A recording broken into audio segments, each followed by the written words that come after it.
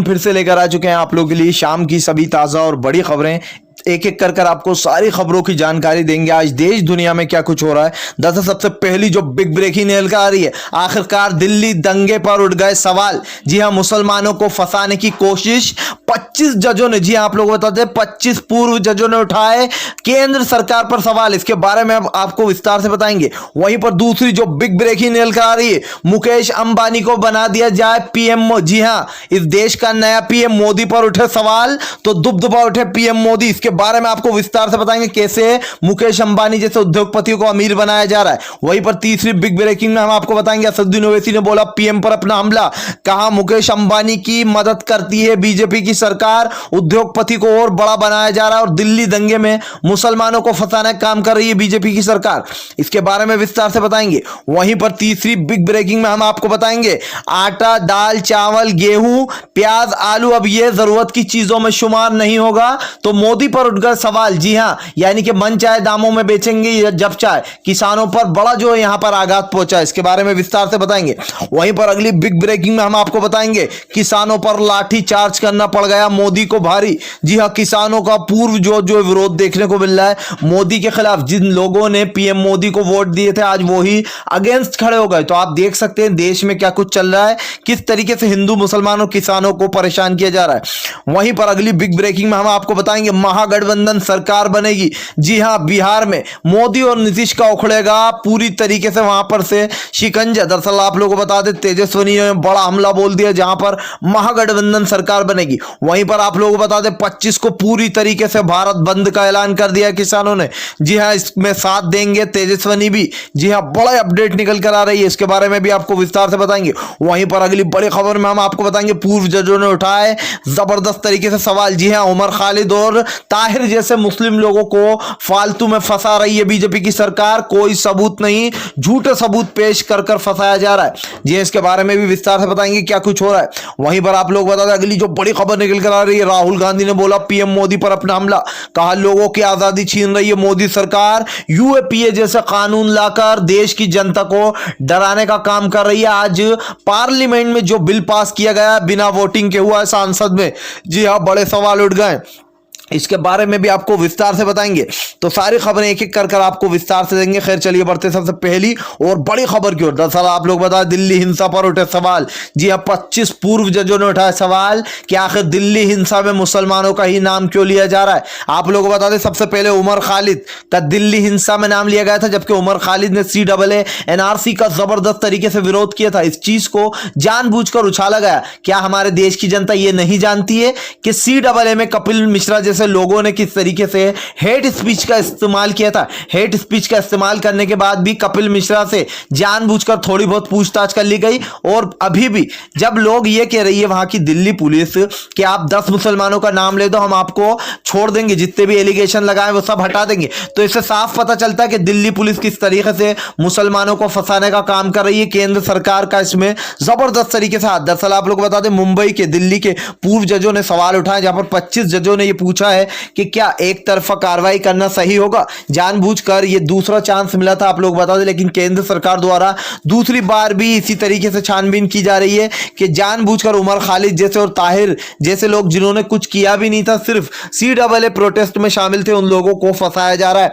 और अभी ताहिर के खिलाफ तो एक वीडियो भी वायरल हुआ था जिसमें साफ साफ दिखाई दे रहा था कि ताहिर उस दिल्ली हिंसा में थे ही नहीं, उसके बावजूद भी उनका पूरी गोदी मीडिया ने चलाया था कि ताहिर जो है यहाँ पर मास्टरमाइंड है दिल्ली दंगे का, और फिर थूक के चाटा भी उन्होंने। जी हां, इस तरीके से जो है मुसलमानों को परेशान किया जा रहा है। खैर चलिए हम बढ़ते हैं और अगली बिग ब्रेकिंग की तरफ। बता दें अगली जो बड़ी खबर निकल कर आ रही है, लोगों ने उठाए सवाल, कहा मोदी को हट जाना चाहिए पीएम के पद से, बना देना चाहिए मुकेश अंबानी को। जी हां, मुकेश अंबानी है अब से हमारा नया पीएम मोदी। दरअसल आप लोगों को बता दें, मुकेश अंबानी बड़े बड़े उद्योगपति को और अमीर बना रही है बीजेपी की सरकार। किसानों ने साधा निशाना, कहा मुकेश अंबानी जैसे लोग जो बड़े बड़े उद्योगपति उनको उनको और अमीर बनाया जा रहा है, बाबा रामदेव जैसे लोगों को।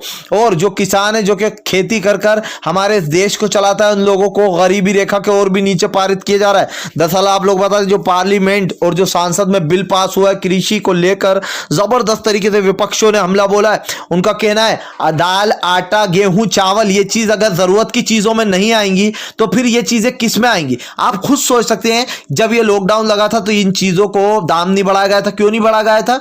क्योंकि इसीलिए ये चीजें जो है जरूरत की चीजों में आती थी और इन पर रोक। लेकिन अब हमारे महान पीएम मोदी ने इन सब चीजों को जरूरत की चीजों से हटा दिया है। आप सोच सकते हैं, दाल, आटा, चावल, गेहूं और जो आलू, प्याज ये सब जरूरत की चीजों से हट गई। तो भैया फिर मुझे एक ये बात बताओ कि अगर ये जरूरत की चीजें नहीं है इंसान के लिए तो फिर क्या है? यानी कि साफ साफ दिखाई दे रहा है कि पीएम मोदी कैसे देश को अंधेरे की तरफ धकेल रहा है। खैर चलिए बढ़ते हैं एक और अगली बिग ब्रेकिंग की तरफ। बता दें अगली जो बड़ी खबर निकल कर आ रही है, असदुद्दीन ओवैसी ने बोला पीएम मोदी पर अपना हमला। कहा मुकेश अंबानी जैसे लोगों को सपोर्ट करती है बीजेपी की सरकार, दिल्ली हिंसा में मुसलमानों को फंसाने का काम कर रही है। जी हाँ, दरअसल आप लोगों को बता दें, उमर खालिद और ताहिर को लेकर असदुद्दीन ओवैसी ने बड़ा हमला बोला है गोदी मीडिया पर। उनका कहना है आज जिस तरीके से गोदी मीडिया हमारे देश में नफरत फैला रही है, ये नफरत देखने लायक है, क्योंकि आने वाले समय में इस देश का नागरिक पूछेगा पीएम मोदी से उंगली उठाकर कि क्या मुसलमानों को इस देश में रहने का हक नहीं? मुसलमानों ने भी उतना ही खून बहाया था इस देश में जितना कि हमारे हिंदू भाइयों ने। और हिंदू और मुसलमानों को लड़वाने की आए दिन कोशिश की जाती है। पूरी गोदी मीडिया पर यह चला था और फिर से एक बार, जैसे कि मैंने आपको बताया था, तबलीगी जमात को भी बदनाम करने की फिर से एक बार कोशिश की गई थी रेड्डी के द्वारा। और रेड्डी ने यह बयान दिया था कि हां, तबलीगी जमात ने ही कोरोना फैलाया था। असदुद्दीन ओवैसी ने फिर से यह सवाल उठाया कि क्या दिल्ली हिंसा में जिन मुसलमानों के खिलाफ सबूत नहीं मिले उसके बावजूद भी लोगों को यह दिया जा रहा है कि हम आपको रिहा कर देंगे, जिन जिन के ऊपर इल्जाम लगाए गए, ज्यादा चार्जशीट पेश की गई हैं, उनसे यह कहा जा रहा है 10 मुस्लिमों का नाम ले दो। क्या मुसलमानों को फंसाने का काम कर रही है बीजेपी? तो यहां पर बड़े सवाल पूछते हुए नजर आए असदुद्दीन ओवैसी। कहना है कि पीएम मोदी मुकेश अंबानी जैसे लोगों को सपोर्ट कर रहा है और इस देश का जो किसान है जो कि हमारा देश चला रहा है उनको और भी अंधकार की तरफ भड़क रहा है। आपको पता नहीं है, रोज के रोज कई जाने जा रही, कई किसान आत्महत्या कर रहे हैं। जिस तरीके से कृषि बिल पास हुआ इसको लेकर देश में, पूरे देश में विरोध शुरू हो गया। और ये लिख के रख लो आप, 2024 में बीजेपी की सरकार को उठाकर बाहर फेंक देगी। जी हां, आने वाले चुनाव में बीजेपी की सरकार का होने वाला है वंटा ढाल। खैर चलिए बढ़ते हैं एक और अगली बिग ब्रेकिंग की तरफ।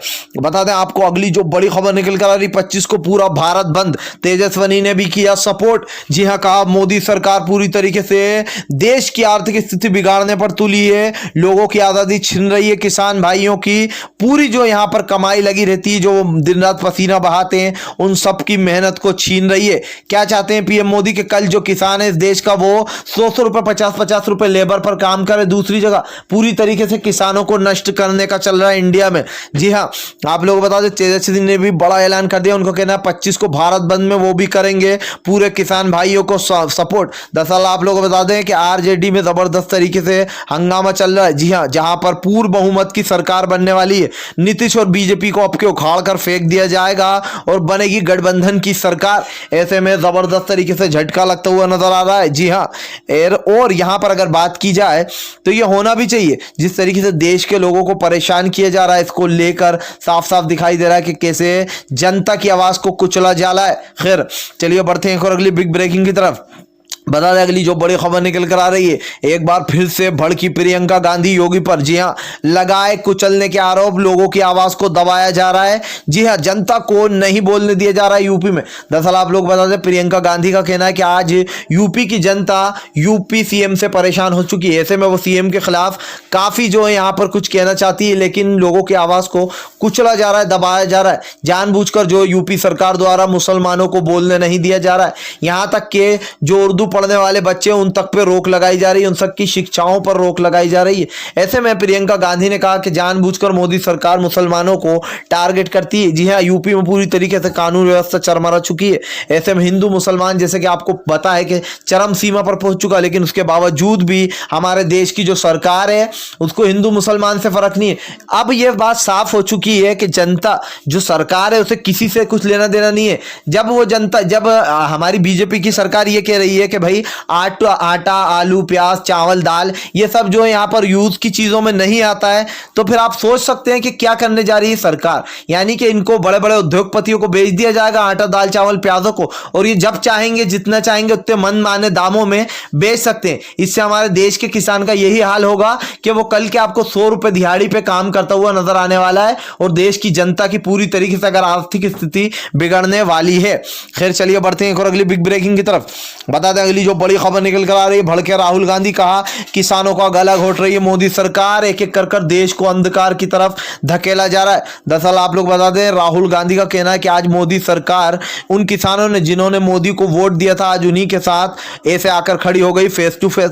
उन्होंने कहा जिस तरीके से पार्लियामेंट और यहां पर सांसद में जो फैसला लिया गया है वो बिना वोटिंग के लिया गया, ये एक बिकाऊ फैसला है जो कि किसानों की सांस घोटने समान है। उनका कहना है मोदी सरकार खुद अपने हाथों से किसानों का गला घोट रही है। जी हाँ, आज हमारे देश में कृषि जो होता है पैदा, जो अनाज पैदा होता है उनको लेकर जबरदस्त तरीके से भड़कते हुए नजर आए राहुल गांधी। उनका कहना है क्यों आज गोदी मीडिया इन चीजों को नहीं उछाल रही है, क्योंकि उन्हें पता है कि अगर एक भी मीडिया पीएम मोदी खिलाफ ये चलाएगी तो मोदी की किरकिरी होगी, आने वाले वोटिंग में और भी ज्यादा किरकिरी होने वाली है। लेकिन गोदी मीडिया ये भूल गई है कि अब वो कितना ही छुपाने की कोशिश करे, धब्बा ऊपर आ ही गया और पीएम मोदी की 2020 में सरकार को उखाड़ कर फेंक देने वाली है देश की जनता। एक के बाद एक काले कानून लाए जाना है, कभी एनआरसी तो कभी CAA, और अब ये कृषि बिल लाया गया है। यानी कि देश की जनता को पूरी तरीके से बर्बाद करने का सोच लिया है इस बीजेपी की सरकार ने। खैर अगर आप भी शांतिपूर्ण ढंग से पीएम मोदी की इन सभी गलत नीतियों का दिल से विरोध करते हो तो इस वीडियो को दिल से लाइक करके हमारे चैनल को सब्सक्राइब करके अपना समर्थन दर्ज कराइए, क्योंकि हम एक ऐसे निष्पक्ष पत्रकार हैं जो कि आप तक सिर्फ सच और सच पहुंचाते। तो हम मिलेंगे आपसे नेक्स्ट वीडियो में, तब तक के लिए वंदे मातरम, जय हिंद।